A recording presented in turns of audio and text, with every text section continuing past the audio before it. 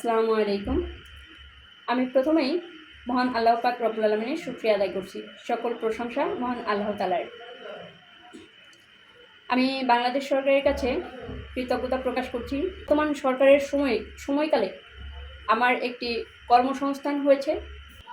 হাবিবুল ইসলাম Habib sir এতটাই আন্তরিক মানুষ যে সাতক্ষীরা জেলার 1 আসনের এমপি ছিলেন।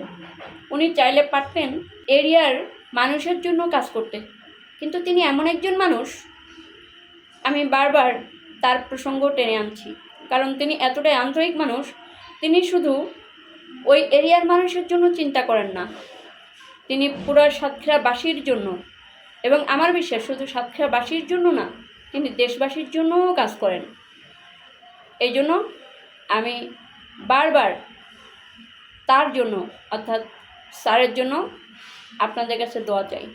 তার মাধ্যমে মাননীয় মন্ত্রী মহোদয়ের সাথে সাক্ষাৎ হয় এবং আমি মাননীয় স্বাস্থ্যমন্ত্রী মহোদয়কে আমার সকল সমস্যার কথা জানাই এবং সকল সমস্যার কথা তুলে ধরে তিনি মাননীয় প্রধানমন্ত্রীর নির্দেশক্রমে আমার একটি সম্মানজনক কর্মসংস্থানের ব্যবস্থা করেছেন।